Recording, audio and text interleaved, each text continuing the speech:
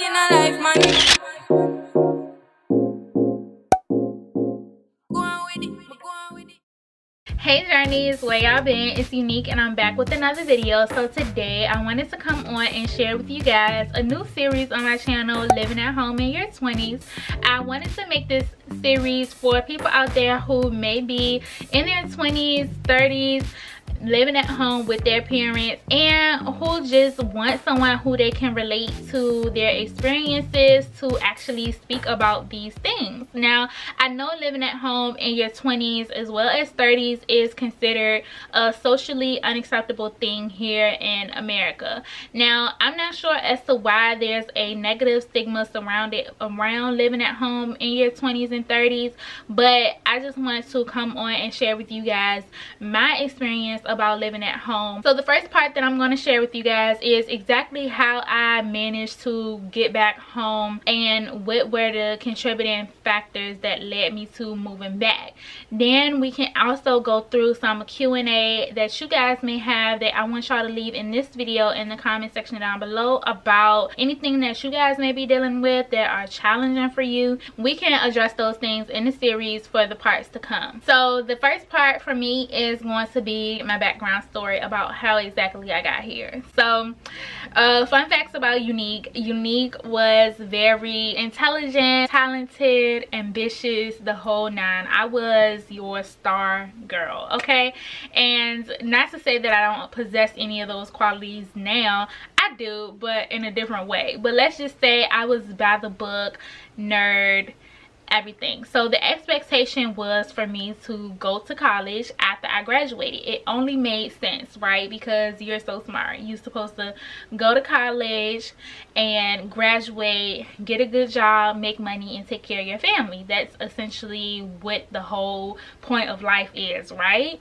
No, it didn't work out for me, y'all. I actually didn't finish college. I dropped out my attempt at a second and a half junior year. I knew that college wasn't working for me when I came back from South Africa, and I just continuously kept going back, taking out the loans. If y'all want me to do a video about how I got into massive amounts of debt and student loans, then definitely let me know in the comment section down below and I can get that out for you guys.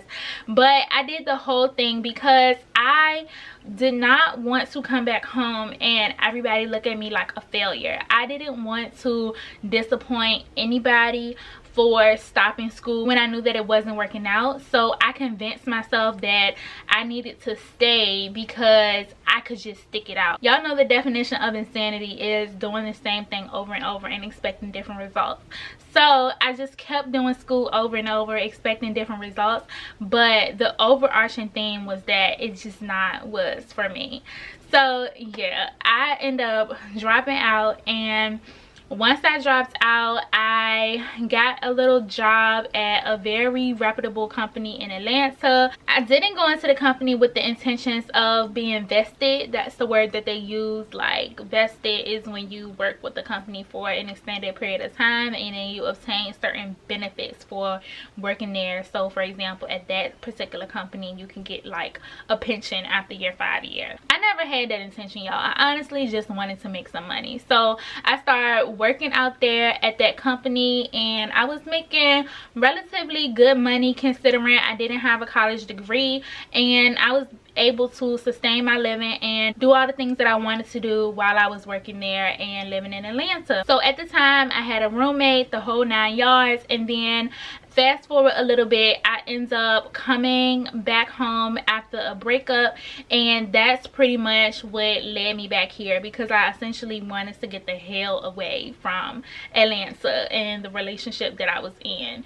So that's how I ended up back at home in my 20s, because one, I dropped out of college, and then two, I ended up going through a bad breakup in which I didn't want to live with the person that I was with anymore. So I ended up coming coming back home. My family was actually very welcoming to me coming back. It wasn't a thing. I just said that I wanted to come home, and they were like, cool, come home. So they got the rooms together ready for me. I just took everything in my car and drove up here to Virginia, and that's where I ended up. And at that time, I was in a really dark place in my life, you guys. I was experiencing a tremendous amount of just muck and mud of my life, and I didn't know kind of where my direction was at the time, and I just couldn't see a way out. At that time, I was barely sustaining my own living for myself, and I basically was very financially dependent on others for everything that I needed. I ended up having a sick and tired moment, and this was the moment in which I've had multiple sick and tired moments in my life, and if y'all want to hear about my other sick and tired moments, then definitely comment that in the comment section down below, and I do not mind getting a video out for you guys. But yeah, so I ended up having a sick and tired moment, and the angel came down where the clouds opened up, and I just had this newfound drive about my life, and I also was getting into more of my spiritual journey and everything like that, so I was able to better navigate what it was that I was doing. And then I was also able to obtain, after some time, the financial security and stability for myself. So I bit the bullet. I had enough, and I was like, let me go out here and get a job. Now, if anybody knows me, I'm not much of a person who enjoys jobs. Y'all know jobs to me, it screams just over broke. At that time, I felt as if I was in desperate need for money. Now I feel like it's just extra, you know what I'm saying, to have it. But at that time, I felt as if I was in desperate need, and whatever it was going to take for me to get my financial security and stability back, I was down to do. Okay, so once I started working there, money started rolling in, and I started getting a better tackle on my finances. I was able to get the things that I wanted for myself. I have my responsibility here at my mom's house that I take care of every month, and then I do extra little things like bringing groceries home. I could definitely say that I was able to save a lot more money than I had when I was previously living on my own, as well as working in Atlanta, because I had fewer responsibilities and things to cover. Like, I have basic bills, you guys, like phone, car insurance, gas, food. So I was able to save a lot more money by being able to live at my mom's house. So that was one of the things that I would consider is a benefit from living here, is being able to save more money for future goals and things that I want to do. So another benefit to me would be definitely being closer to my family. I felt like when I was in Atlanta, I didn't have like that family feel, and it may have been the environment that I was in at the time, but it was just something that I was missing. And at that time, I really needed some nurturing after the toxicity that I had experienced in that previous year before me coming back home. So I can definitely say that being in this environment is definitely so much more nurturing for me than what I had experienced when I was living with others, as well as living on my own. So those would be two things that I would consider benefits. With all the pros, that would be nurturing feeling, ability to save more money, more comfortability to a certain extent. So let's get into the cons. If you live with your parents, you can definitely experience or attest to the fact that your parents are forever your parents, and no matter how old you get, they still think that you are their baby. One of the cons to living home as an adult, they still think that you are a baby. And I guess it's just, you will never stop being a baby in your parents' eyes and things like that.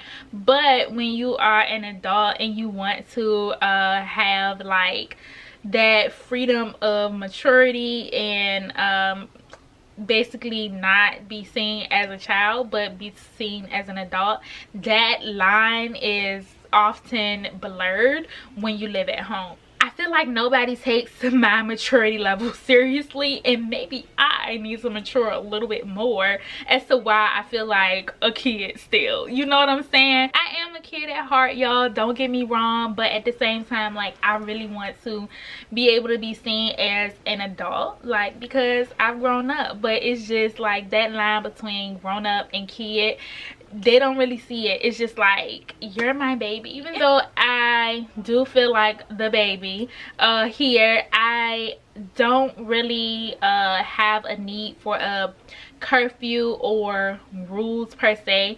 I just know like what's respect and what's not. You know, when it comes to guests, I don't have overnight guests here. One time I had an overnight guest, but I really didn't trust them to drive home because they were so toasted and tipsy, and what kind of friend would I be if I just made the guests leave and it was fucked up? Generally, I don't do like overnight guests of people that I'm dating for multiple reasons, but just a respect level thing. And my family is honestly just getting comfortable with the fact that I am considered bisexual, and for the past few relationships that I've had and dating situations, it's been with someone of the same sex. And being that I grew up in a religious household, that is still something that we are navigating. It's getting better, but it's still being navigated. So things like sleeping over, staying the night is just not a thing. Another con would be your space is not really your own. You might have a room, but you might share that room in some aspect with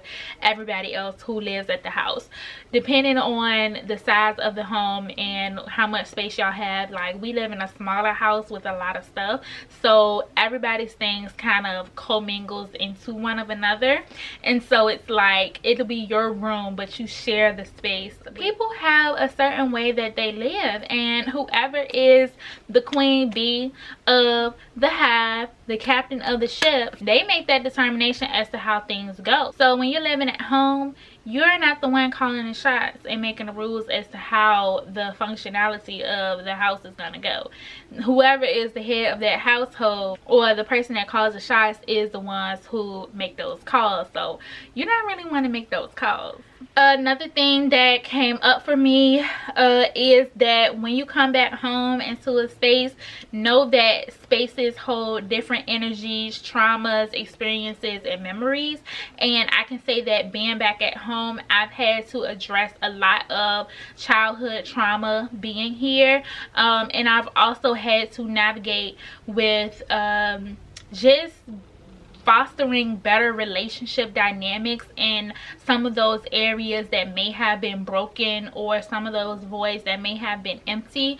Just finding a way to better navigate that when living at home, because when you're off in another city or state, those aren't necessarily conversations that come up, but when you're in the environment and in the space, you will find that a lot of the things that weren't addressed, they begin to come up to the surface. So there's a lot of like emotional, mental work that is taking place when you return back home. So one of the tips that I would want to give you guys before I end this video is to do not get comfortable living at home in your 20s or 30s. And the reason that I say that is because it's kind of like coasting. After you've had your hand up, you can literally coast, or you can continue to go hard as if you have a bigger goal.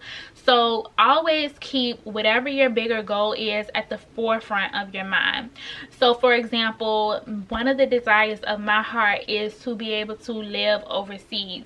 So the reason as to why I don't have my own apartment or my own place is because I don't want to get into a binding contract of any sort when I know that one day I'm going to move anyway, and I just don't want to go through the process of furnishing a place paying rents and getting all of these things in a place that's not going to be as permanent as I need for this particular space that I'm in my life right now. I need something that's a little more temporary so that I can just pack my bags, get up and go whenever it is time for me to go. Don't let anybody put you in a box. Know exactly what it is that works for your lifestyle. I know what works for my lifestyle, and that is why I continue to live at home with my parents in my 20s, is because I know that the space that I'm in my life, this is where I need to be and this is what's needed for me, and it is also what is most practical for me. I don't have to present as if I'm on my own or get my own place. I don't have to run out here really fast to get my own place just to prove a point. I've done it before. I know how to do it. I can do it again. It's just that the way that my lifestyle is at the moment and what my future goals are, it doesn't make sense for that to be my life. And I don't have children. Honestly, you guys, I like the freedom of not being bound to a contract in a time in my life that I know that where I am at the moment is not permanent as to where my future goals is and what I plan to do moving forward. So yeah, I wanted to share with you guys my experience about living at home in my 20s. I hope that you guys were able to get a better understanding of the dynamic as to why I'm here, what I'm doing here, and everything like that. Y'all are more than welcome to ask me any questions down in the comment section down below as it relates to my experience. Be respectful, don't be a pansy, and don't get on my nerves. But I'm feeling a little transparent and open, so don't hesitate to reach out within means about any questions that you have. And don't forget to tell me if you guys actually experienced living at home in your 20s and 30s and what it was like for you. What were some of the key lessons that you were able to gain, and what advice do you have for others who may be living at home in their 20s and 30s with their parents? So yeah guys, I hope that y'all enjoyed this video. I'm really trying to get back into creating content like this where I share different little pieces of my life in hopes to help someone else through their process. So yeah guys, I hope that y'all found this video helpful. I guess y'all learned a little bit more about me and my story. I'll be thinking of a part 2 of the series as to something that we can discuss as it relates to this topic, but those were just some of my initial thoughts. I hope that y'all gained a lot from this video. Don't forget to like, comment, and subscribe if you haven't already, and I will see y'all in my next video. Bye journeys.